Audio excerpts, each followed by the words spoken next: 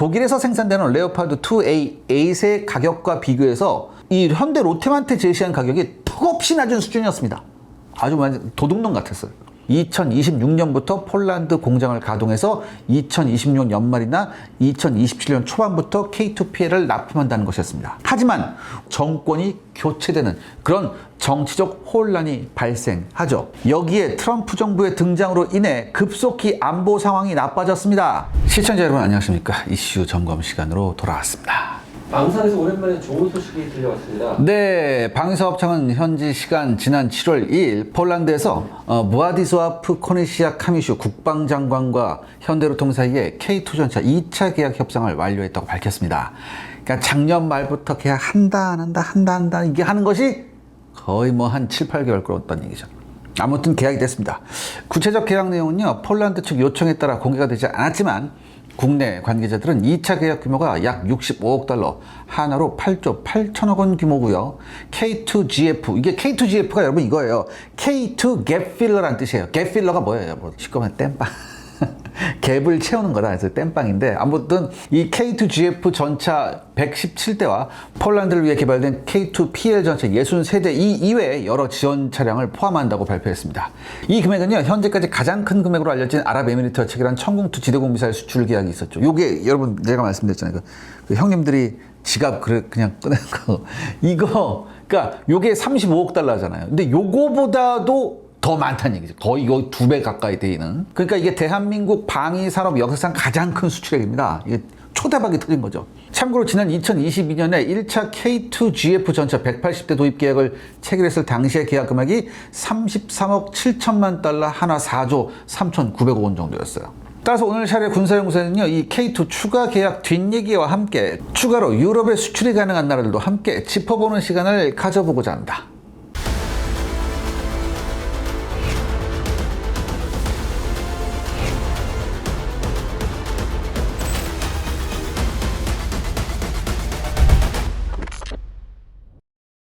이게 폴란드에서도 대선 투표를 냈다고요? 네, 국내에서는 폴란드의 요청을 받아서 이제 상세한 내용을 발표하지 않았지만 오히려 폴란드 언론이 자세한 내용을 발표했습니다. 공개된 내용을 보면요, 2022년에 계약된 1차 K2GF 전차 180대는 우리나라 육군에 납품되고 있던 K2 전차 3차 생산 물량을 일부 전용하는 방법으로 이제 납품이 시작됐죠. 이게 2022년 12월부터 납품이 시작되는데, 그리고 2025년 올해 6월 1일을 기준으로 총 133대가 폴란드에 도착을 한 상태고요. 그리고 올해 말까지 납품이 마무리될 예정입니다. 그리고 이번에 추가로 맺어진 2차 계약을 보면요, 현대 로템에서 제작된 116대에서 117대, 그러니까 대충 한 117대예요. 117대 사이에 K2GF 전차가 2027년까지 납품이 되고요.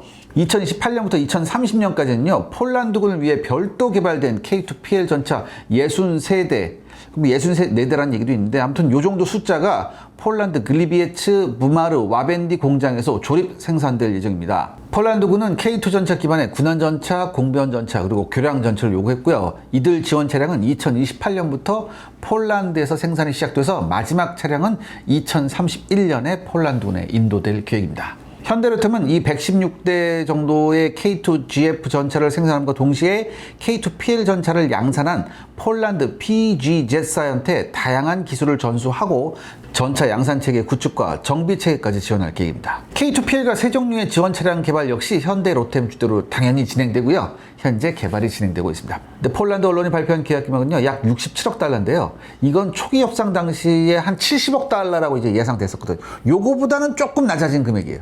그런데 여기서 의문이 제기되죠. 폴란드가 2차로 주문한 K2GF 전차는 우리나라 육군을 위해 생산한 K2 전차 3차 양산분과 이게 성능 면에서는 완전히 동일하고요. 무전기 정도가 폴란드군 사용으로 교체된 모델이에요.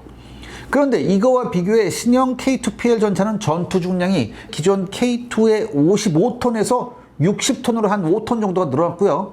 방어력도 크게 강화됐고, 하드킬 능동 방어 시스템과 무인기 재민 장치, 그리고 12.7mm RCWS 등을 추가한 모델인데요. 이게 생산 개시 시점도 큰 차이가 없는 2028년인데 왜 폴란드는 2년을 기다리지 못하고 K2GF를 추가 주문했을까요? 우리가 모르는 폴란드의 사정이 있었을까요? 네, 폴란드군은요, 우크라이나한테 자신이 보유한 T-72 계열 전차 거의 전부를 공유해버렸습니다. 이러는 바람에 전차 전략이 거의 절반 수준으로 이제 반토막이 났어요. 그래서 최대한 빨리 신형 전차를 배치하고자 우리 정부한테 간곡히 요청을 했고요. 그래서 방위사업청은 우리 육군을 위해 생산 중이던 흑표전차 3차 분량 일부를 빼내서 폴란드군한테 납품했죠. 그리고 이어서요, 현대로템이 양산 라인을 신속히 확장하고 납품한 덕분에 폴란드군은 모롱에 주둔한 제20기가여단 전차 전부를 K2GF로 교체할 수 있었습니다. 그리고 현재는 올슈튼에 위치한 제16기계화사단에 배치가 진행되고 있죠. K2 흑표전차의 배치 수량은 이미 100대를 넘었고요. 그 성능은 구형 T72 계열 전차를 크게 능가합니다. 그렇기 때문에 폴란드 정부 입장에서는 급한 불을 껐다는 그런 얘기가 많아요. 그럼에도 불구하고 2년을 참지 못하고 현재 납품을 받고 있는 K2GF 모델을 추가로 주문한 배경에는 폴란드 내부에 여러 골치 아픈 사정이 존재합니다. 2022년 당시에 폴란드 국방비가 GDP 대비해서 2.39%였어요. 근데 이거와 비교해서 러시아 우크라이나 전쟁이 일어나자 국방비를 이제 증액했고요. 이제 2025년 현재까지는 5%까지 늘어났고요. 내년에는 무려 6%까지 올린다는 그런 계획이 있습니다. 이렇게 엄청나게 국방비가 증액됐음에도 불구하고 여전히 폴란드는 국방 예산이 충분하지 못합니다. 그래서 전차 도입 부분에 충당할 수 있는 예산에는 분명히 한계가 있어요. 이런 상황에서 K2PL 전차의 면허 생산을 담당한 폴란드 PGZ사는요, 제한된 예산 안에서 자사의 이익을 최대한 높이고자 합니다. 좀 욕심이 많았어요. 그래서 폴란드 정부한테 지속적으로 사업비 증액을 요구합니다. 징징징징거렸죠, 한마디로. 그러니까 이 폴란드 PGZ사의 입장은요, 공장 개조, 생산 라인 구축, 그 다음에 직원 교육 등의 많은 비용이 필요하다고 이렇게 이런 논리로 이제 증액을 해달라고 했는데, 이렇게 되니까 어떻게 돼요? 당연히 폴란드 정부는 우리 현대로템한테 좀 더 양보해달라고 요청을 하죠. 그렇죠? 근데 뭐야, 우리가 호구도 아니잖아요. 그러니까 당연히 현대로템 입장에서는 NO 해버렸어요. 왜냐? 독일에서 생산되는 레오파드 2A8의 가격과 비교해서 이 현대로템한테 제시한 가격이 턱없이 낮은 수준이었습니다. 아주 완전 도둑놈 같았어요. 또한 이 폴란드를 위해서 막대한 개발비를 투입해서 지금 뭐예요? K2PL 전차와 여러 가지 지원 전차를 개발하고 있잖아요. 현대로템이. 그러니까 우리가 이 이상은 가격을 낮출 수 없다는 입장을 현대로템은 강력하게 얘기합니다. 그럼 현대로템은 얼마를 요구했을까요?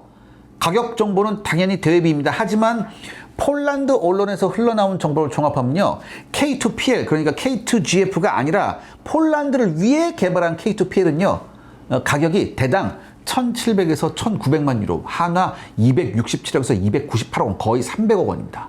그러면 현대로템이 제안한 가격이 높은 금액일까요? 절대 그렇지 않습니다. 현재 우리 육군의 납품을 준비 중인 K2 흑표전차의 4차 양산 가격이 대당 130억 원이에요. 그런데 폴란드에 수출된 K2GF 가격은요, 여러 군수 지원하고 훈련 서비스를 포함해서 약 200억 원 정도로 납품됩니다.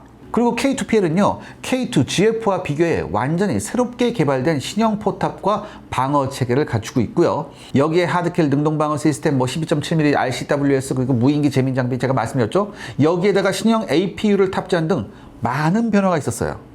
추가해서 폴란드한테 전차 기술을 이전도 하고요. 동시에 전차 공장 건설까지 지원해야 하면 물론 새 종류의 지원 전차까지 개발해야 해요. 그러니까 뭐야? 부담이 상당하죠. 그래서 폴란드 언론조차도 일부를 제외하면 대부분 폴란드 언론이 뭐라고 하냐?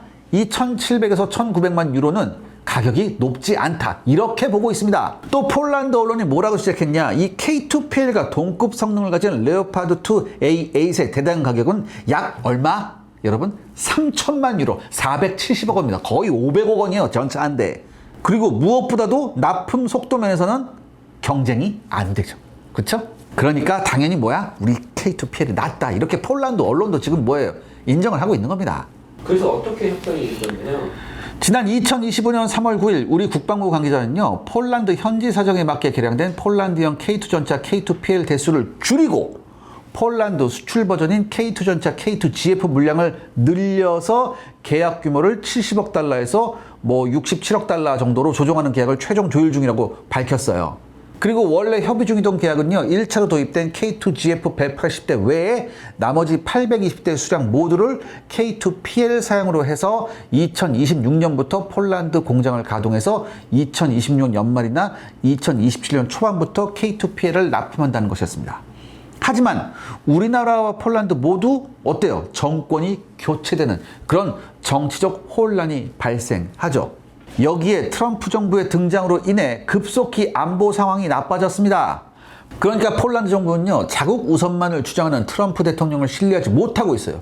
여기에 설상가상으로 러시아군이 만약에 미국이 개입하지 않을 것이라고 오판하고 대규모 병력을 동원해서 수바우키 회랑을 점령할 수 있다고 폴란드는 우려하고 있어요. 여러분, 이 수바우키 회랑은요, 러시아의 역의 영토인 칼리닝그라드와 러시아 사이를 잇는 지역입니다. 현재 리투아니아가 장악하고 있는데요. 만약 이 수바우키 회랑이 러시아군한테 점령되면, 왜냐하면 러시아군의 수번이거든, 이게 연결하는 게. 그러니까 여기를 러시아군이 공격해서 점령하게 되면 칼리닝그라드와 러시아 본토가 직접 연결되면 물론 폴란드와 리투아니아를 비롯한 발트 3국과의 연결이 차단됩니다. 이렇게 되면 발트 3국이 완전히 고립되죠. 이 발트 3국과 폴란드는요, 트럼프 대통령의 집권 이후에 안보 불안에 시달리고 있습니다. 그래서 얼마 전 6월 28일에는 발트 3국 전부가 대인지뢰 사용을 금지하는 오타와 협약에서 탈퇴하겠다고 선언했고요. 폴란드도 같이 탈퇴한다고 했죠. 이와 동시에 발트 3국은요, 러시아와 맞닿은 국경선은 물론 특히 수바우키 회랑에 대규모 참호선을 건설하고 대량의 대전차 지뢰를 매설하면 물론 추가로 대인지뢰 매설을 준비하고 있습니다. 이렇게 안보가 불안한 상황에서 현대로템 기술자는요, K2PL 전차 양산을 담당한 폴란드 PGZ 공장을 실사합니다. 근데 실사 결과가 기가 막혀요, 여러분들. 생산 설비와 기반 인프라가 너무 낙후되어 있어서 현실적으로 생산 개시가 늦어질 수밖에 없다라는 보고서를 냅니다. 그리고 사실 이런 사정은 그 누구보다도 폴란드 정부가 잘 파악하고 있었어요. 그러니까 PGZ에 하도 징징거리니까 폴란드도 실사단을 파견해서 야, 너네는 공장이 어떠냐 보니까 말도 안 되는 거라. 철공소 수준이니까. 그래서 결국 폴란드 정부는 이들 사정을 고려해서 PGZ사를 통한 면허 생산을 크게 늦춥니다. 그리고 2차 계약 분량 전부를 현대로템이 생산하는 보다 저렴한 K2GF로 돌리는 방향을 적극 고려한 것으로 알려지고 있습니다. 하지만 폴란드 정부 입장에서는요, 자국의 산업 발전과 고용을 무시할 수 없기에 결국 117대는 저렴한 K2GF로 하고 나머지 63대만 K2PL로 생산하면서 생산 개시 시기를 1년 늦춘다는 새로운 협상안을 선택했죠. 그 결과 계약 금액이 원래 예측되었던 70억 달러 정도보다는 낮아졌지만 나름 67억 달러 수준으로 상당히 상승합니다. 정확한 금액과 계약의 내용은 양국의 고위층이 만나 계약에 서명한 이후에 발표될 계획이라고 합니다. 그리고 현재 폴란드 정부가 국방장관급 고위 인사의 계약 행사 참여를 요청했고요. 우리 정부는 신속히 국방부 장관 인선을 준비하고 있습니다. 시청자 여러분들의 구독과 좋아요는 영상 제작에 정말 큰 도움이 됩니다. 여러분들 부탁드리겠습니다. 구독과 좋아요. 그렇다면 이제 K2PL 전차의 성능은 어떤가요? 현대로템 관계자는 K2PL 전차가 수출용으로 개발 중인 K2EX를 기반으로 일부 장비만 교체된 모델이라고 밝혔습니다. 여기서 K2EX는 신체가 큰 유럽과 중동 지역 수출에 대응해 차체의 높이가 대략 20cm 정도 높아졌습니다. 그래서 신장이 180cm가 넘는 승조원도 편하게 탑승할 수 있다고 하네요. 이런 개량은요, 이 K2GF 전차를 운용 중인 폴란드 육군이요, 조종수 탑승 공간이 좀 좁아서 불편하다는 이런 얘기를 했어요. 그래서 추가로 개량이 된 겁니다. 폴란드는 2023년부터 본격적으로 현대로템과 K2PL 전차에 대한 성능을 논의하기 시작했는데요. 초기 요구는요, 전차의 전면은 러시아가 보유한 모든 종류의 주력 대전차 미사일과 APF-SDS탄을 방어해야 한다는 것이었습니다. 그리고 측면 역시 러시아군이 보유한 대구경 대전차 미사일을 방어하면 물론 상부 역시 자폭 드론의 공격을 방어할 수 있는 상당히 강력한 수준을 요구했어요. 그러니까 현대로템도 생각을 한 거죠. 그러니까 전투 중량을 65톤 정도로 늘리면 충분히 달성할 수 있다고 생각을 했는데 문제는 뭐예요?